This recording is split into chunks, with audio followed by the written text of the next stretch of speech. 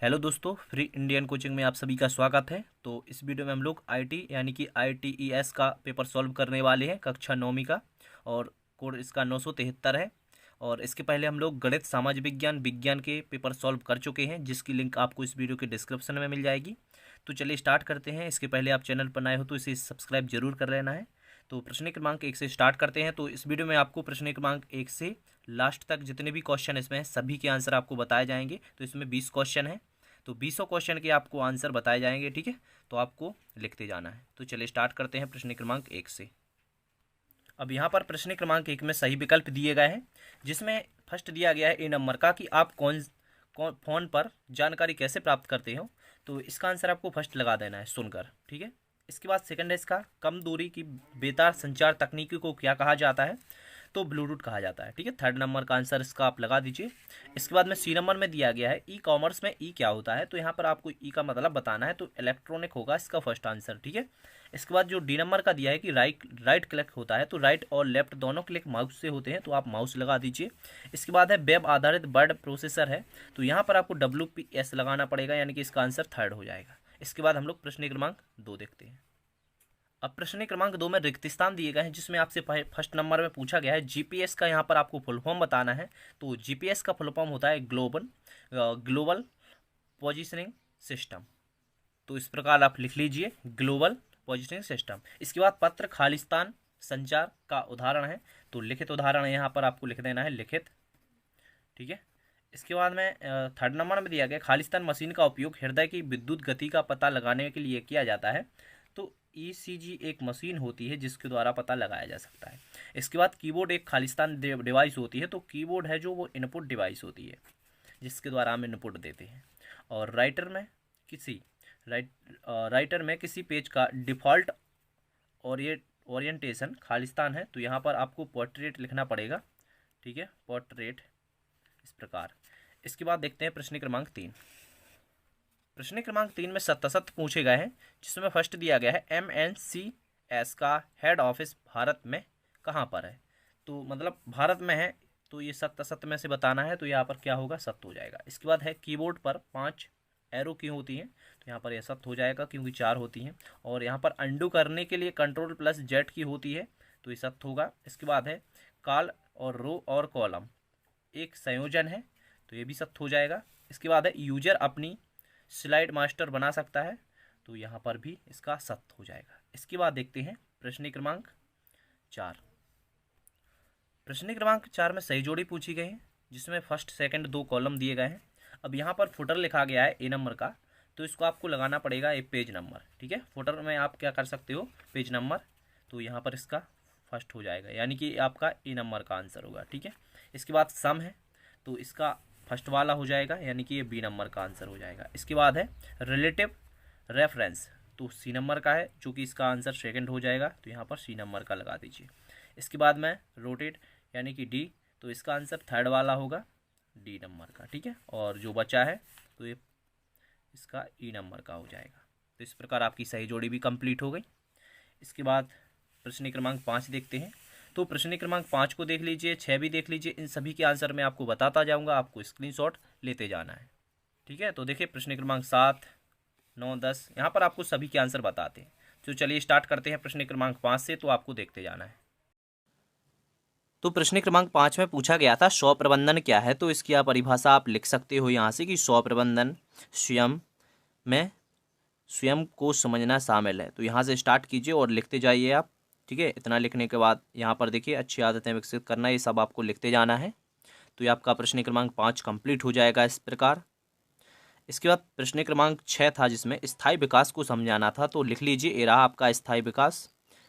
तो इसको आप ध्यान से समझ लीजिए और लिख लीजिए स्थायी विकास क्या है, समझाइए। तो यही क्वेश्चन था।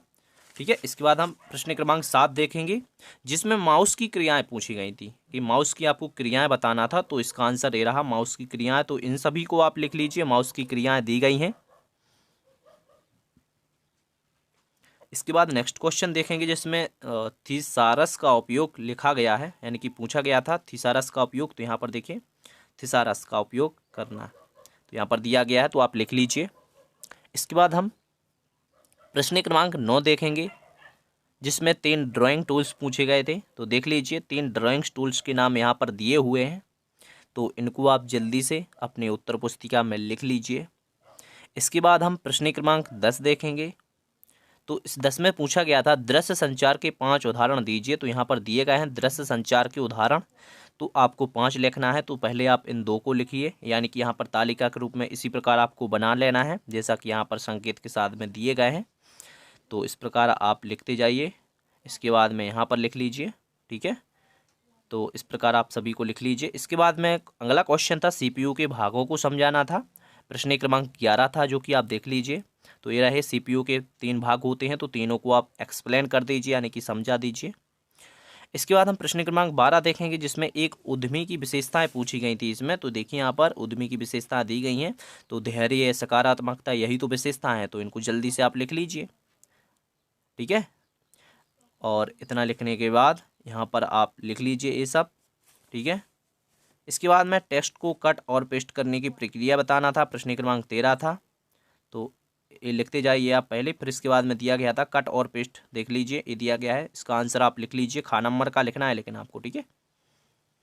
तो इतना लिखने के बाद आपको क्या करना है, अगला क्वेश्चन देखना है जो पूछा गया था सेप्स इंसर्ट करने की प्रक्रिया। तो यहाँ पर देखिए ये दी गई है सेप्स इंसर्ट करना। तो इनको लिख लीजिए, जो कि 3rd नंबर में आपको दिख रहा होगा। तो इतना पूरा लिखना है आपको, कहाँ से, देखिए आपको लिखना है यहाँ से इतना पूरा, ठीक है। इतना आप पूरा लिख दीजिए। इसके बाद में नेक्स्ट क्वेश्चन था प्रश्न क्रमांक 15 था, जो कि पूछा गया था कि आपको बताना था सेल्स यानी कि CALC में 5 गणितीय ऑपरेटर। तो यहाँ पर दिए गए हैं, तो पांचों ऑपरेटर को आप समझा दीजिए। प्रश्न क्रमांक 15 है।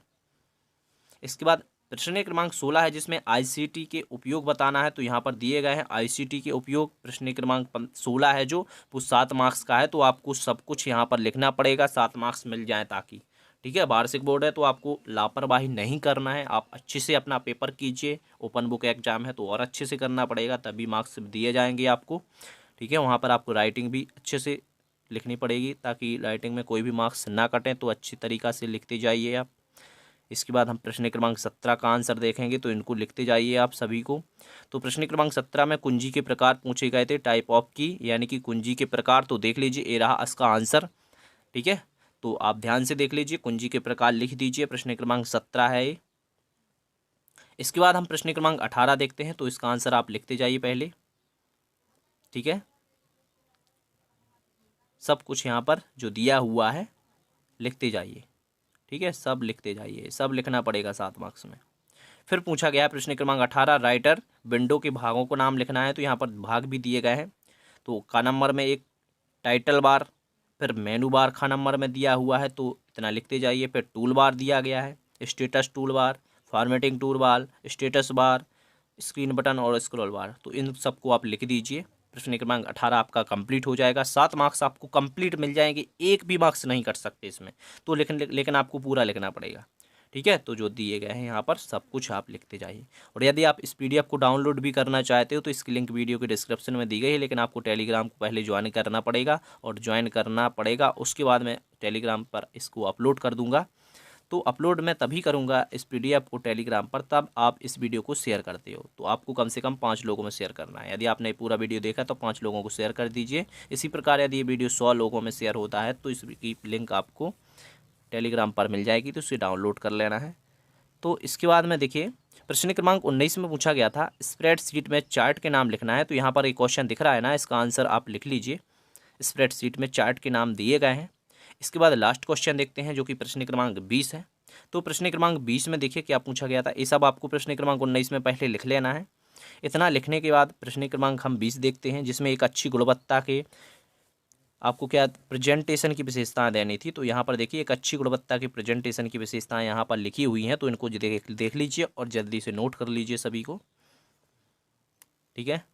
तो सभी विशेषताएं आपको लिखना पड़ेगा यहाँ पर, क्योंकि 7 मार्क्स का क्वेश्चन है, बड़ा क्वेश्चन है, लेंथी क्वेश्चन है। तो सभी लिखते जाइए आप, वीडियो को रोक रोक कर लिखते जाइए, ठीक है। और जल्दी से लाइक कर दीजिए। चैनल पर पहली बार आए थे तो जल्दी से इसे सब्सक्राइब कर लीजिए। Thank you. वीडियो को शेयर जरूर करें, भूलें ना। PDF डाउनलोड करने के लिए आपको शेयर तो करना पड़ेगा। Thank you.